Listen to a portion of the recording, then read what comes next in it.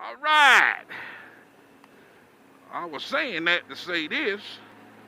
It's storytelling time. Yay! Alright, it's storytelling time with Slappy Adventures. Yay!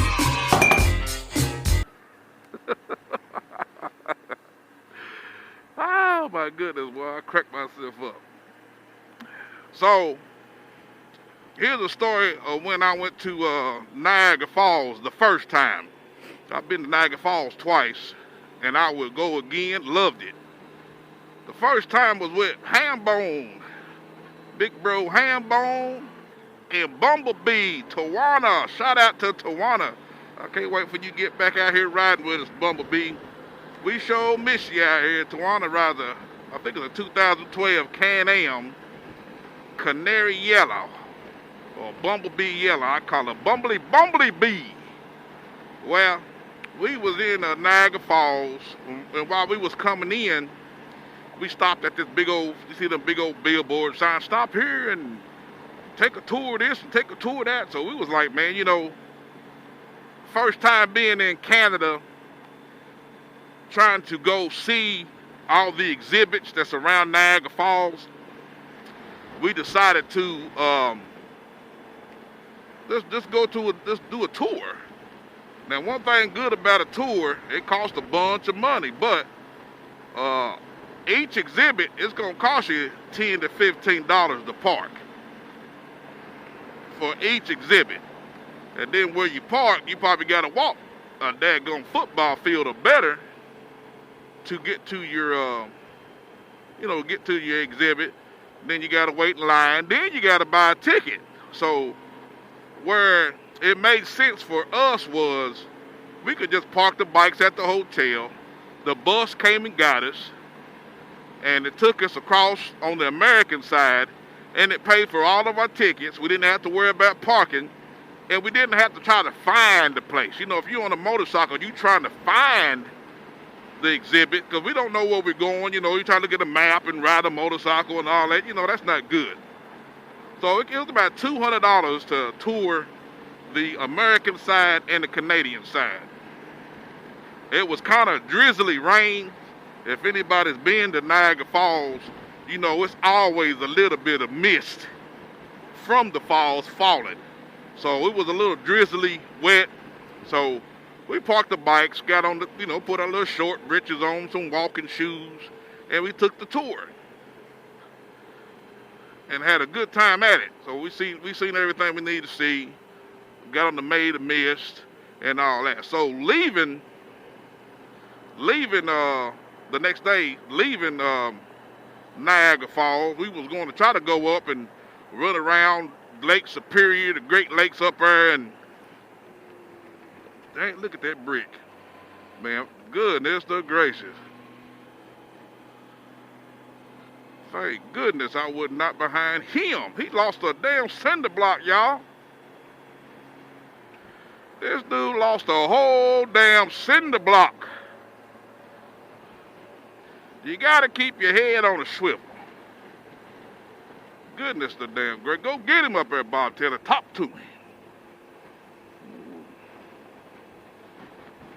It made me nervous. Okay, anyway. So we're gonna do all that. If you know anything about Canadian highway, they don't have no interstates. Everything is highways. So you got the 405, the 407, the 402, the 401, the 403. I'm not sure which daggone road. What is going on here? I gotta get my ass home, boy. These folks tripping today. I'm not sure which one it was, but whatever it was, somewhere we got crossed up trying to get to the 407. And, Hambone asked me, well, which way we going? I said, we're going towards Michigan. But we got to go around and go up around and do some other stuff. So he going to the gas station, and he done asked the clerk, how you get to Michigan? Of course, the direct route is this way, but we was going to go a big-ass loop. So we get the gas, and he said, going on what Hambone said, he told me the same way. So we get on there, and I'm headed towards, the 407, and the highway is called QEW. And what QEW stands for is Queen Elizabeth Lane. Hold QE. Oh, Queen Elizabeth Way. So we took off, and we posted that gonna made it right at this QT or whatever this damn thing is, this gas station. So we end up riding down through there, and we end up going by this gas station, I know 6 times. I knew it, but they didn't know it. They were just looking, enjoying the ride, because they follow me, and I'm lost as the day is long. Try again later. I am lost as the day is long. I'm like, man, what in the world? And I'm looking, and I'm trying to figure some shit out, and you ain't got no GPS, and I'm trying to remember the highways, and like I said, you got a 405, 402, 407. All these 4Os can be confusing. So we stopped at the red light, and Hambone said, boy, they show us a lot of QTs at this around here. Not knowing, we just went by the same one about 6 times. So I didn't say nothing, and I guess they didn't even know it until just now. I'm just now saying I was lost. And then we end up going down through there, and of course we took the wrong damn turn and end up going kind of a shorter route. But we went through, what's that, Rapids, what is that over there, Michigan, Lansing, went through Lansing, hit 75 and went straight up far as you could go.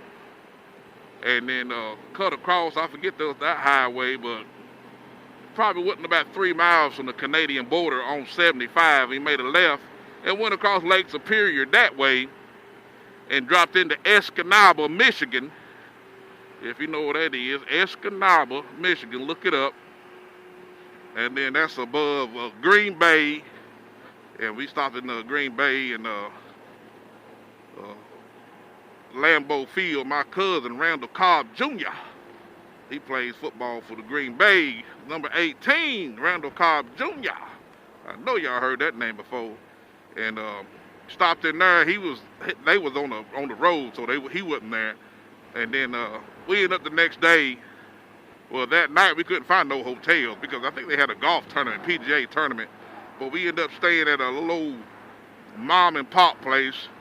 And then the next morning we ended up going to the Harley-Davidson Museum. And we was probably the first ones there. And all them Harleys was looking at 2 gold wings and a can of ma'am at the Harley-Davidson Museum. But they treated us real good and checked everything out. And, it's got a real good history to it. I mean, I enjoyed the tour. And I had to kind of slow down in this thing. I seen a whole bunch of police when I came up here, so I don't want no ticket. Well, back to the story. But, yeah, we got the Harley-Davidson Museum. Check some things out. How that museum works out is, of course, you pay your money to go in, and you pretty much do your own tour. They give you this device with headsets, like some headphones, and I guess there's some kind of trigger in there.